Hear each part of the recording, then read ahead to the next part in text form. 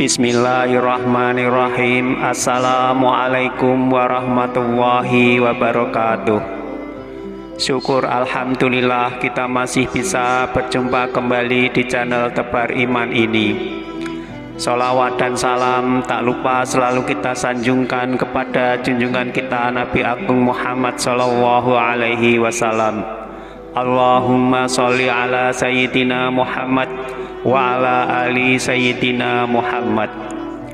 Doa saya semoga kita semua selalu dalam lindungan Allah Subhanahu wa Ta'ala, selalu diberikan kesehatan, dilapangkan rizki, dipanjangkan umur, serta dimudahkan dalam segala urusan. Amin ya Rabbal Alamin.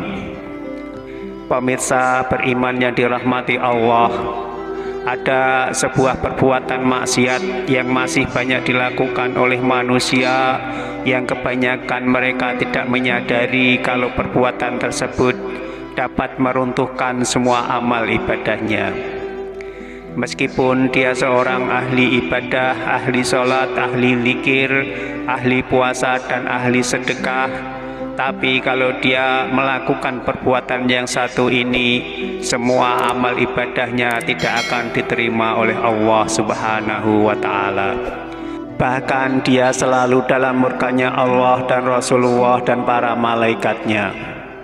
Lalu perbuatan apa yang bisa menyebabkan segala amal ibadah seseorang tidak diterima oleh Allah Subhanahu wa Ta'ala, bahkan dia selalu dalam murkanya? Sebelum kita lanjutkan, saya mohon dukungan kepada semua pemirsa yang belum subscribe. Silahkan like, subscribe, dan share video ini supaya channel ini bisa berkembang dan bermanfaat untuk banyak orang. Dan jangan lupa silahkan tekan tanda loncengnya supaya pemirsa bisa selalu mendapatkan informasi terbaru dari channel ini. Pemirsa beriman yang dirahmati Allah, pada masa kenabian Nabi Muhammad Shallallahu Alaihi Wasallam, ada seorang laki-laki yang bernama Alqamah. Alqamah adalah seorang sahabat yang sangat taat. Ia tak pernah melalaikan sholat, baik sholat fardu maupun sholat sunnah. Amalan puasa dan sedekah pun tak pernah ia lewatkan. Namun di penghujung hayatnya ia justru susah untuk mengucapkan kalimat La ilaha illallah, sehingga membuat istri dan keluarganya kebingungan. Yang kemudian istrinya meminta tolong kepada seseorang untuk menemui Rasulullah Shallallahu Alaihi Wasallam untuk menyampaikan pesan tentang keadaan suaminya tersebut. Begitu mendengar kabar tentang keadaan Alqamah, Rasulullah Shallallahu Alaihi Wasallam langsung mengutur Ammar, Bilal, dan Suhaib untuk menjenguk Alqamah dan mengajarinya mengucapkan kalimat tauhid tersebut. Namun lisannya keluh dan tak kuasa untuk mengucapkannya.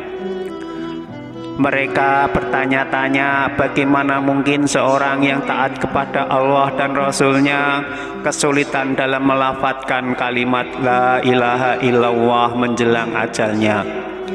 Lidah Alqamah seperti terkunci rapat ketika hendak melafadzkan kalimat itu. Merasa khawatir dengan keadaan Alqamah, akhirnya mereka kembali memberitahukan hal tersebut kepada Rasulullah Shallallahu Alaihi Wasallam. Beliau kemudian bertanya, apakah di antara kedua orang tuanya masih ada yang hidup? Ada, wahai Rasul, ibunya. Ia sudah sangat tua, jawab mereka. Baiklah, sekarang temuilah ibu Alqamah. Sampaikan padanya jika dia masih mampu berjalan, tolong suruh dia untuk menghadapku. Tapi jika tidak bisa, maka aku yang akan ke sana untuk menemuinya, suruh Rasulullah kepada Bilal bin Rabah. Sebagaimana yang dikatakan Rasulullah Shallallahu Alaihi Wasallam, Bilal pun menyampaikan pesan pada ibunda Alqamah tanpa menambah dan mengurangi satu kata pun. Lebih baik aku yang akan menemui Rasulullah, ucap Ibu Alqamah.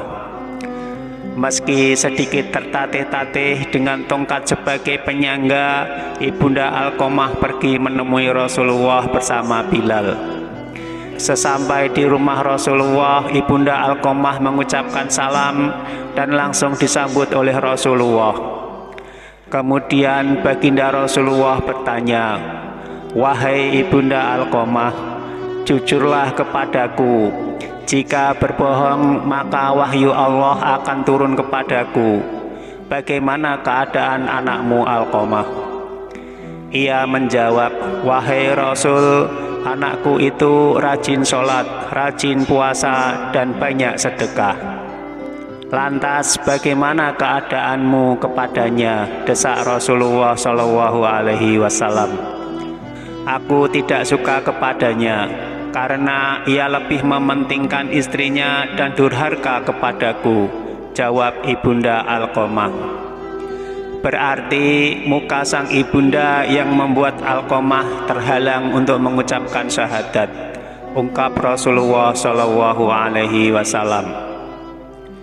Kemudian baginda Nabi Shallallahu Alaihi Wasallam berkata kepada Bilal, "Wahai Bilal, kumpulkan kayu bakar sebanyak-banyaknya."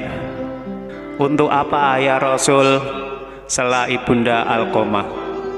"Aku akan membakar Alqamah." "Wahai Rasul, dia itu anakku. Hatiku tetap tidak tega melihatmu membakar tubuhnya, apalagi dilakukan di depan mataku sendiri," rujuk Ibunda Alqamah. "Wahai Ibunda Alqamah, ketahuilah bahwa sesungguhnya azab Allah itu lebih berat dan lebih kekal daripada ini. Jika engkau ingin Allah mengampuninya, maka ridailah anakmu Alqamah. Demi zat yang menggenggam jiwaku, sholat, puasa, dan sedekah Alqamah tidak ada manfaatnya selama engkau masih murka kepadanya," kata Rasulullah Shallallahu Alaihi Wasallam panjang lebar. "Wahai Rasulullah, di hadapan Allah, para malaikatnya, dan seluruh kaum muslimin yang hadir, aku bersaksi bahwa aku meridhoi anakku Alqamah," ikrar sang ibunda Alqamah. Kali ini Nabi Shallallahu Alaihi Wasallam kembali memerintahkan Bilal, "Wahai Bilal, pergilah dan lihatlah keadaan Alqamah. Apakah dia sudah bisa mengucap la ilaha illallah atau belum? Siapa tahu Ibunda Alqamah mengucap sesuatu yang tidak sesuai dengan isi hatinya karena ia malu kepadaku." Tak berpikir panjang, Bilal pun langsung menuju rumah Alqamah. Dari luar rumah, dirinya mendengar Alqamah mengucap la ilaha illallah. Setelah itu, Bilal pun masuk ke dalam rumah dan menyampaikan, "Wahai semua yang hadir, sesungguhnya murka sang ibundalah yang membuat lisan Alqamah terhalang mengucapkan syahadat. Setelah ibundanya ridho, barulah lisan Alqamah ringan mengucapkannya." Akhirnya pada hari itu juga Alqamah meninggal dengan ucapan la ilaha illallah di akhir hayatnya. Tersiar kabar kematiannya, Rasulullah Shallallahu Alaihi Wasallam pun hadir bertakziah.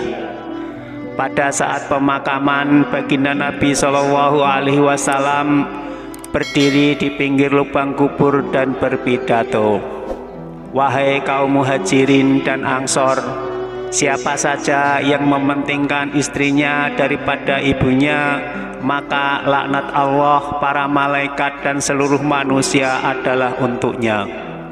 Allah tidak akan menerima kebaikan dan keadilannya kecuali ia bertobat kepada Allah, memperbaiki sikapnya kepada ibu, dan berusaha untuk mengejar ridhonya.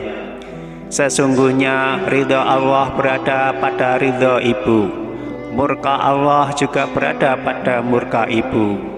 Wallahu a'lam bishawab." Pemirsa beriman yang dirahmati Allah, inilah Salah satu perbuatan dosa yang sangat besar yang dapat menjadikan tertolaknya semua amal ibadah seseorang, yaitu durhaka kepada kedua orang tua, terutama durhaka kepada ibu. Semoga tayangan ini bisa bermanfaat untuk kita semua. Amin ya robbal alamin. Wassalamualaikum warahmatullahi wabarakatuh.